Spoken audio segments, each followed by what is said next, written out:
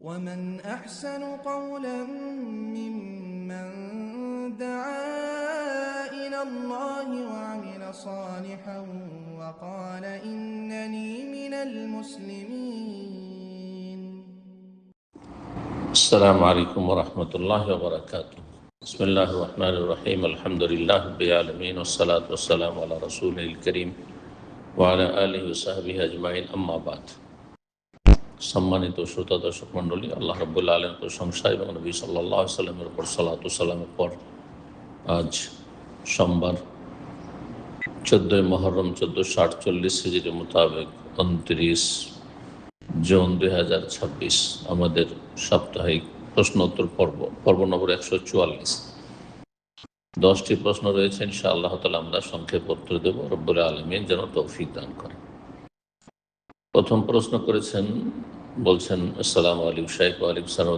আমাকে high pressure ও হরমোনের কারণে ডাক্তার যে ওষুধ দিয়েছে তাতে ঘুম হয় ও খাবারের রুচি হয়, এতে কি বিজাতের অনুকরণ হচ্ছে?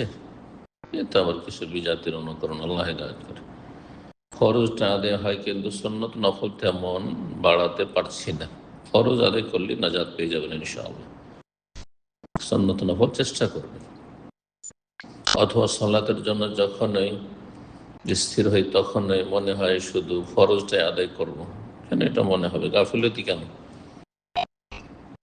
সক্রিয় হবেন, বিশেষ করে আখেরাতের কাজে, জান্নাতের জন্য উদ্গ্রীব হবেন, মেহনতি হবেন। এতে কি ইমান নষ্ট হচ্ছে? না, ইমান নষ্ট হয় ফরজকে অস্বীকার করলে, দিনের স্পষ্ট বিষয়কে অস্বীকার করলে, অথবা সালাত ত্যাগ করলে, বড় শিরক কুফরি করলে, ইমান ভঙ্গকারী কোনো কাজে লিপ্ত হলে। গাফিলতি এটি মুনাফিকের লক্ষণ। যথাসাধ্য গাফিলতি মুক্ত হইতে হবে। যার মধ্যে গাফিলতি আছে ইবাদত বন্দেগীতে, তার মধ্যে মুনাফিকের চরিত্র রয়েছে। আল্লাহ রাব্বুল কোরআনে কারিমে মুনাফিকদের সম্পর্কে বলেছেন, ওয়াইদা কামু ইলা সালাতি কামু কুসালা। ওরা নামাজে দাঁড়াইলে বড় অলসতার সাথে নামাজ পড়ে, গাফিলতির সাথে, মন লাগে না, এমন যেন না হয়। মুনাফিকদের সাথে যেন হাসর না হয়। আল্লাহকে ভয় করবেন।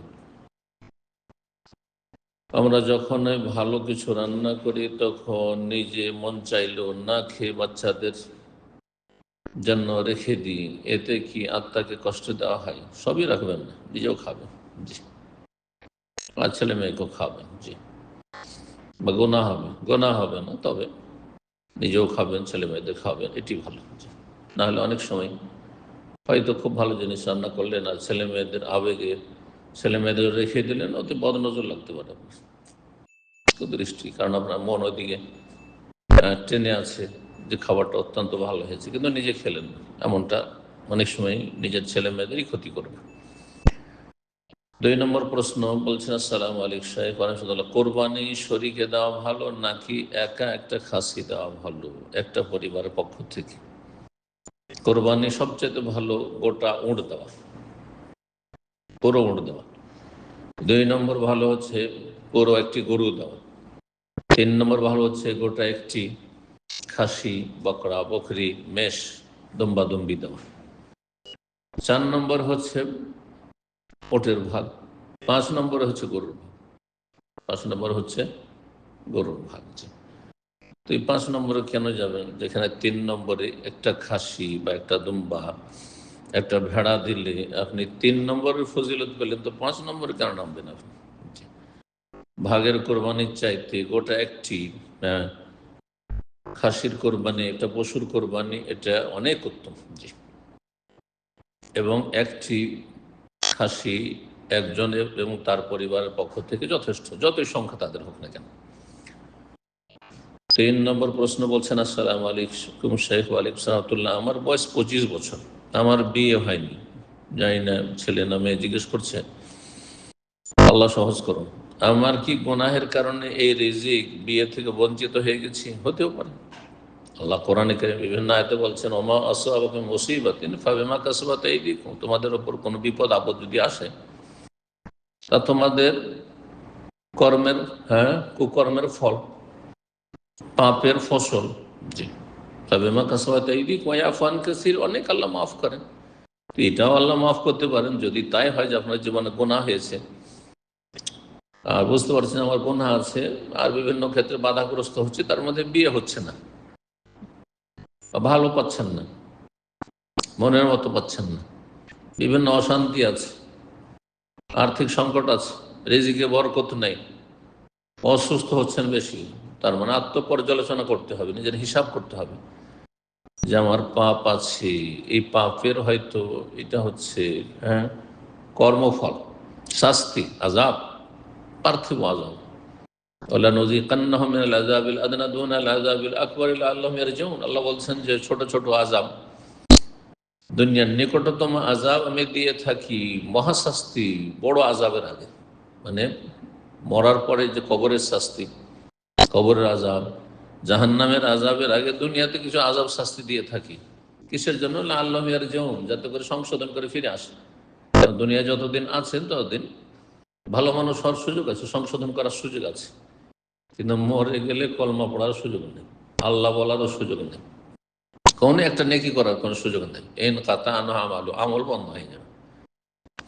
সুতরাং তওবা ইস্তিগফার করুন, আল্লাহর কাছে ক্ষমা চান। তওবা ইস্তিগফার করলে রিজিকে বরকত হয়, মনের আশা পূরণ হয়, এবং আল্লাহর কাছে তওবা করার সাথে সাথে দোয়া করুন।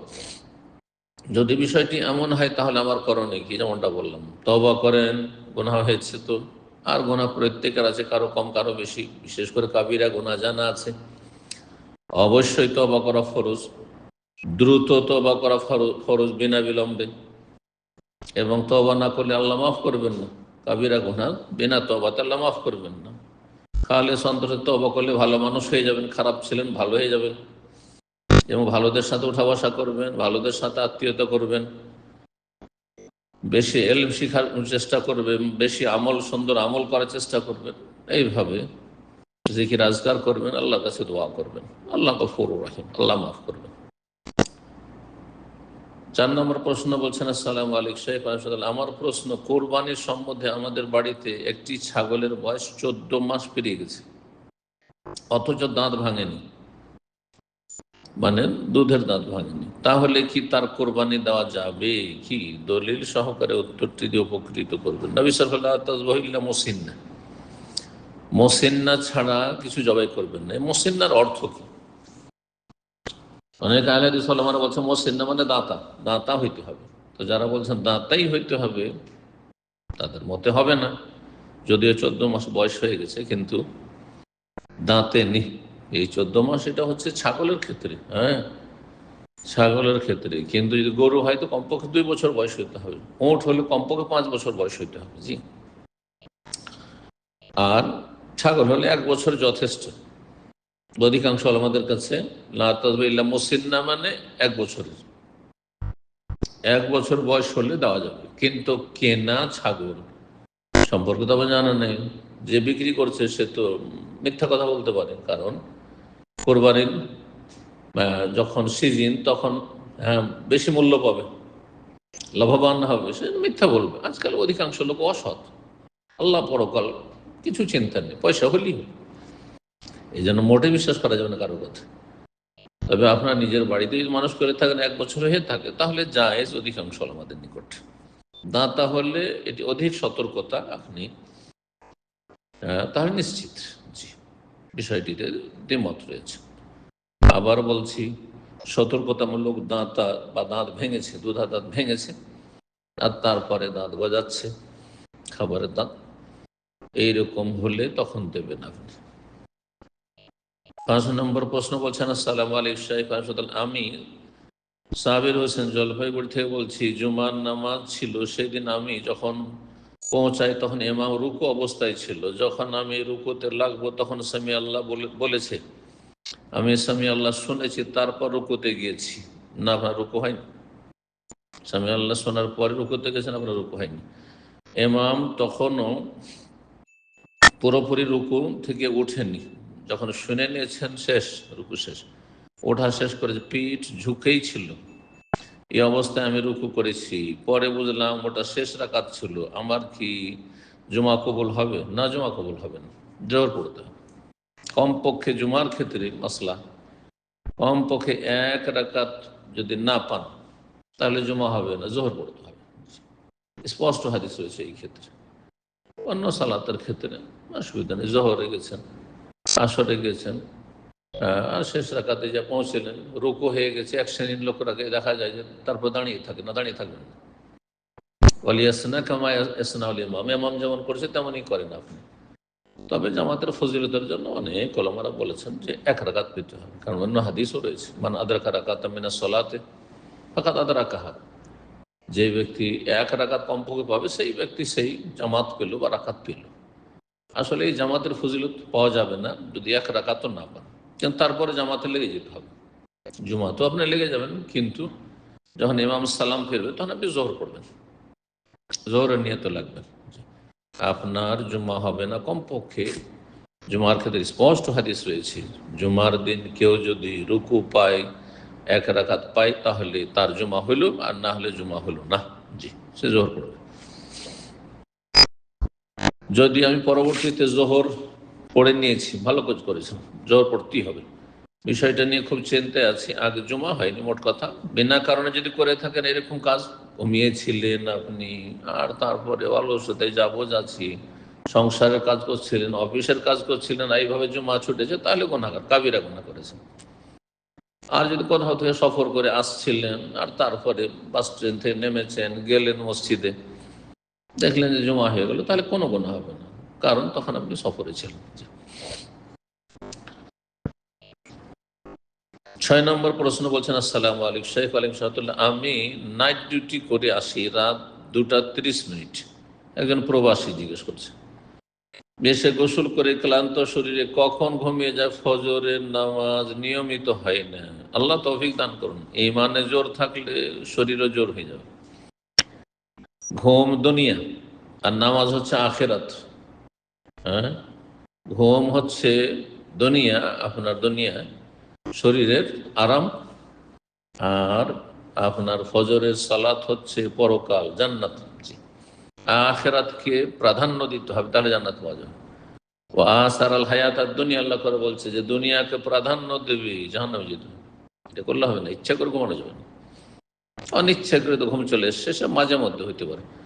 এখানে ফজরের নামাজ 3:50 আমি রিংটোন দিয়ে রাখলে রুমের বাকি 5 জনের ডিউটি করে, তারা রিংটোনে ঘুম ভাঙে, আর তারপরে বেশি কথা বলে, ঝগড়া লাগে। এই অবস্থা আমি কি করতে পারি? আল্লাহ তৌফিক দান করুন। এই খারাপ অসৎ লোকদের সাথে বসবাস করবেন না, জায়েজ না। যারা নামাজ কেউ সাথী সঙ্গীরা পড়লে কষ্ট পায়, তারা মুসলিমই না, মুরতাদের, মুসলিম সমাজে ইসলাম ভঙ্গ হয়ে যাবে। নামাজিকে দেখলে কেউ যদি ঘৃণা করে, অথবা কেউ নামাজ পড়ছে রুম থেকে, সেই জন্য তাকে ঘৃণা করে, নামাজের জন্য জাগছে সেই জন্য কষ্ট বোধ করে, তাহলে সে কাফের হয়ে যাবে। নামাজের জন্য তাকে ঘৃণা করছে, হ্যাঁ, তার রূপ চেহারা দেখে ঘৃণা করছে না, ইমান ভঙ্গকারী বিষয়টি, মুরতাদ হয়ে যাবে। আল্লাহ বোঝার তৌফিক দান করুন। সব মুরতাদ পাপিষ্টদের রুমে থাকা যায় না, এইসব আল্লাহর গজব নামছে, এইসব রুমে, এইসব রুমে, এইসব জায়গায় আল্লাহর গজব নামছে। জি, তবে যদি আপনি গরিব মানুষ হন আর কোম্পানি বাসা দিয়েছে, নিরুপায়, সেটা আলাদা কথা। পয়সা আল্লাহ, ভালো স্যালারি আছে, কোম্পানির বাসা আছে, অন্য জায়গায় থাকে না, অসৎ লোকের রুমে কেন থাকবে না?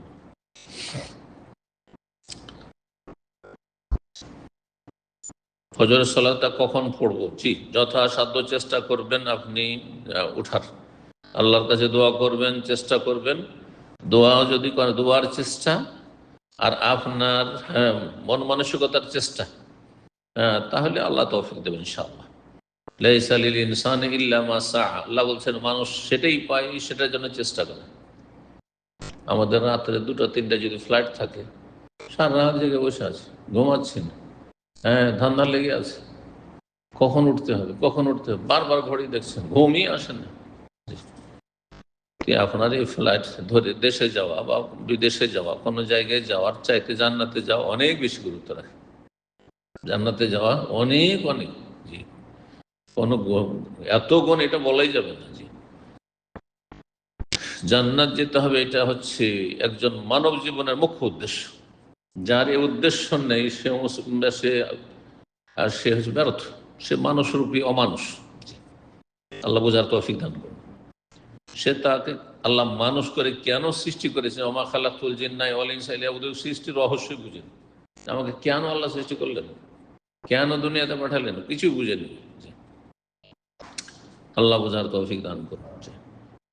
আকীদার বিষয়টি কিন্তু আপনার বিশ্বাস, আকীদা যত শক্তিশালী হবে আমল তত সুন্দর হবে। আমার আকীদা যে আমি চাকরি না করলে, ডিউটি না করলে বেতন পাবো না, জাগা বেতন, এতে কি হয়, এটা পয়সা কম হলো। কিন্তু আমার বিশ্বাস যে আমি যদি নামাজ না পড়ি ফজর তো জান্নাত পাবো না, এটা আগে বিশ্বাস। হাসর মাঠে যাব, আগে আমাকে নামাজের কথা আল্লাহ জিজ্ঞেস করবেন, আমার আকীদা, এটা বিশ্বাস। আর এই শক্ত আকীদার ভিত্তিতে আমার ফজরের নামাজ, আমার 5 ওয়াক্ত সালাত। এই জন্য এখানে আকীদা কাজ করছে। যার আকীদা, যার বিশ্বাস যত মজবুত, তার আমলের কোয়ালিটি তত সুন্দর। কাউকে বলতে হবে না, আমি আপনাদের বলবো, আমাকে কেন বলবেন না? আল্লাহ বোঝার তৌফিক দান করেন। 7 নম্বর প্রশ্ন বলছেন, আসসালামু আলাইকুম শেখ আশাদুল্লাহ, আমি আমার বেতনের একটা অংশ থেকে ফেসবুকে একটা পোস্ট দেখে ইয়েতিম ছেলের খরচ চালাতেছি আজকে 1.5 বছর। আমার এখন একটু অর্থের সমস্যা চলতেছে। দেশে ঋণ, দাতা পিতামাতার খরচ দিয়ে ঋণ দেওয়া, আর তারপরে বা ঋণ পরিশোধ করা বলছেন, পিতামাতার খরচ দিয়ে আমি ওই নিয়মিত দানটা এখন করলে আমার স্ত্রী তেমন কোনো হাত খরচও দিতে পারে না। আপনার স্ত্রীর খরচ দেওয়া বেশি জরুরি। আপনার স্ত্রীর খরচ দেওয়া, সর্বনিম্ন খরচ দেওয়া, এটা এতিম প্রতিপালনের চাইতে বেশি জরুরি।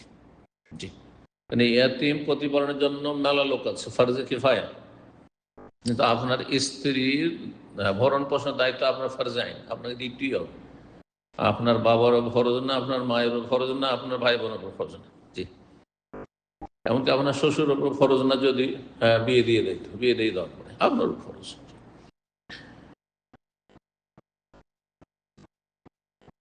বলছেন যে আমার স্ত্রী বলে, তুমি আমার খরচ না দিতে পারলে তাহলে আমাকে তালাক দিয়ে দাও, এখন আমার করণীয় কি?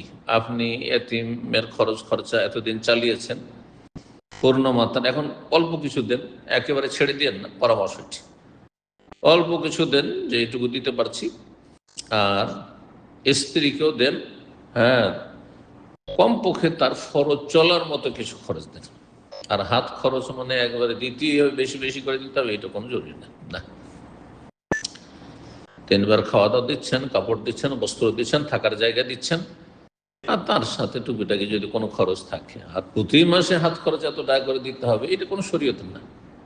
হ্যাঁ, আপনাদের মা বাবার যুগে এটা ছিল না। আপনি বলছেন পকেট খরচ দিতে হচ্ছে, হাত খরচ স্ত্রীকে দিতে হচ্ছে, এটা আপনার বাবা না মা এরা করতো না, কেউ করতো না। খেতে দিত, বাসা দিত, বাস, জি, বস্ত্র দিত। 8 নম্বর প্রশ্ন বলছেন, মানহাজ স্পষ্ট না করা আলেম ও মিশ্র মানহাজের হালাকায় আকীদার দার্স দেওয়া সম্পর্কে অবস্থান কি? না, আকীদার দার্স দেওয়া মানে দার্স নেবেন না আপনি। আকীদার দার্স দিচ্ছেন বেদাতীদেরকে, এটা ঠিক আছে, কারণ ওদেরকে তো হেদায়েত করতে হবে। এখানে আপনি কথা লিখেছেন অস্পষ্ট। মিশ্র মানহাজের হালাকায় আকীদার দার্স দেওয়া সম্পর্কে অবস্থান কি? আকীদার দার্স যদি আমি দিই আর এমন লোকদের সামনে দিচ্ছি যাদের মানহাজ স্পষ্ট না বা মিশ্র মানহাজ, তাহলে তো প্রয়োজন আছে। ওরা তো রোগী, ওদের তো আরো বেশি সহি দার্স দেওয়ার, বিশুদ্ধ আকীদার শিক্ষা দেওয়ার প্রয়োজন রয়েছে। কিন্তু তাদের কাছ থেকে শিক্ষা নেওয়া যাবে না। মানহাজ যারা স্পষ্ট করে না তাদের থেকে শিক্ষা নেওয়া যাবে না। আর যদি বেদাতীদের অনুষ্ঠান হয় তো সেই স্টেজে আমাদের যাওয়া যাবে না, এতে মানুষ বিভ্রান্ত হবে। এটা একটা বিষয় মনে রাখবে। প্রকাশ্য বিভ্রান্তিতে প্রকাশ্য সতর্কীকরণ কি সালাফি মানহাজের অংশ? হ্যাঁ, অবশ্যই। যখন বিভ্রান্তি প্রকাশ পেয়েছে তখন সতর্কীকরণ বা সাবধান করা মানুষকে, এটা প্রকাশ্য দিতে হবে। এটা বললে হবে না যে ওনার ভুলগুলি আপনার পার্সোনাল কেন বললেন না, উনি কেন পার্সোনাল লেখেন না, ওনারটা সোশ্যাল মিডিয়াতে ছড়িয়ে পড়েছে, ওনার ভুল ভ্রান্তি আর গোমরাহি, আর আমারটাকে লুকিয়ে লুকিয়ে বলতে হবে না, এটা জাহেলদের কথা। এ ধরনের হালাকা অংশ নেওয়া কি বৈধ? না, বেদাতি বক্তার, বেদাতি আলেমের মানহাজ যার স্পষ্ট নয়, কোরআন সুন্নাহর মানহাজ নয়, সালাফেদের মানহাজ নয়, তার দার্শে অংশ নেওয়া হচ্ছে বিভ্রান্তির কারণ, গুমরাহির কারণ, যাবেন না। 9 নম্বর প্রশ্ন বলছেন, আসসালামু আলাইকুম শেখ। ওয়ালাইকুম আসসালাম রহমতুল্লাহ। বলছেন যারা টিউশনি করায় তারা ছাত্র ছাত্রীদের মারলে গুনাহ হবে কি যদি তারা পড়া না করে বা দুষ্টামি করে, যদি অতিরিক্ত মার নয়? যাদেরকে টিউশন পড়াচ্ছেন তারা আপনাকে পয়সা দিচ্ছে, পয়সা নিয়ে পড়াচ্ছেন, তাহলে তাদের অভিভাবক যদি পারমিশন দেয় যে আমার ছেলে মেয়ে যদি না পড়ে দুষ্টুমি করে তো মারতে পারে, তাহলে মারতে পারে। কারণ তাদের পয়সা দিচ্ছে তাদের গার্জেন, অভিভাবকরা, সুতরাং তাদের অনুমতি ক্রমে মারতে হলে। আর হালকা মারতে হবে আদব দেওয়ার জন্য, শাস্তি দেওয়ার জন্য নয়, তাদিবের জন্য, তাজিবের জন্য নয়, আদব দেওয়ার জন্য, আজাব দেওয়ার জন্য নয়। কথা বোঝা গেছে? যেমন ছেলে মেয়েদেরকে মায়া আছে, ভালোবাসা আছে, কিন্তু আদব কায়দা শিক্ষা দেওয়ার জন্য কিছু হয়তো কোনো সোমবার নেই, কিন্তু যদি শাস্তি দেওয়ার জন্য ভালো করে শাস্তি দেবো ছেলেকে মেয়েকে, তাহলে আপনি জালেম বাবা, জালেম মা, জায়েজ না। সরকারি যদি স্কুল হয় বা বেসরকারি স্কুলে আপনি শিক্ষক, তো সেখানে কর্তৃপক্ষের যদি অনুমতি না থাকে, আর কর্তৃপক্ষ তখনই অনুমতি দিতে পারবে যখন গার্জেন বা সেখানকার আইন কি বলছে, মারের কোনো যদি বৈধতা না থাকে, তাহলে অপরের ছেলেকে এভাবে মেরে শিক্ষা দেওয়া যায় না। কারণ আন্তর্জাতিক মহল থেকে সুস্পষ্ট বিষয়টি যে মার শিক্ষা দেওয়ার মাধ্যম নয়, এইভাবে মারপিট করে শিক্ষা দেওয়া যায় না, এর নেগেটিভ দিক রয়েছে, এর ক্ষতির দিক রয়েছে। 10 নম্বর প্রশ্ন বলছেন, আসসালামু আলাইকুম শেখ। আমি কোনো কিছু নিয়ে চিন্তা করি না, ভবিষ্যৎ নিয়ে ভাবি না, এজন্য আমার স্বামী সেটা ভালোভাবে নেই না। ভবিষ্যৎ ভাবে কি করবেন? আপনার হাতে না আমার হাতে? ভবিষ্যৎ যতই ভাবেন না কেন সব আল্লাহর হাতে। আমি ভবিষ্যৎ ভাবছি আমি সুস্থ থাকবো, আমার ক্ষমতা আছে, আমি বেঁচে থাকবো, আমার ক্ষমতা আছে, সব তো আল্লাহর হাতে। ভবিষ্যৎ নিয়ে যারা বলছে ভাবি, ও জাহেদ, বুঝে না আসলে কি ভাববেন আপনি, কিচ্ছু করার নেই। আপনি যে বর্তমান সময়টা পাচ্ছেন, কাজ করে যান, ওকলে ভালো আমল করো, দিন দুনিয়ার ভালো আমল করো। বলছেন যে এখানে স্কটল্যান্ডের স্কুলে বাচ্চাদের শিরক করা, নাউজুবিল্লাহ, ব্যভিচার করা কিভাবে হওয়া যায় সেটা শিখায়, নাউজুবিল্লাহ, নাসাল্লাহ সালামাতুল আফিয়া। ছেলে মেয়ে একসাথে বসে ইত্যাদি ইত্যাদি। আমি যদি ছেলেদের বলি স্কুলের প্রতি ঘৃণা থাকতে হবে, তাহলে ভীষণ রেগে যান। স্কুলের প্রতি ঘৃণা কথাটি একটু ভুল। স্কুলে যে নোংরামি শিখাচ্ছে, অশ্লীলতা শিখাচ্ছে, তার উপর ঘৃণা থাকতে হবে। আমি কি ভুল করছি? না, ভুল না, তবে নরম ভাষায় স্বামী স্ত্রী নরম ভাষায় কথা বলবেন। আল্লাহ রাব্বুল আলামিন যেন ছেলে মেয়েদের ঈমানি তরবিয়ত করার তৌফিক দান করেন। প্রতিকূল অবস্থায় আল্লাহ রাব্বুল আলামিন যেন সমস্ত ফিতনা ফাসাদ থেকে, অশান্তি থেকে আর পাপ থেকে বেঁচে থাকার আমাদের সকলকে, ছেলে মেয়েদেরকে পাপ থেকে বাঁচানোর তৌফিক দান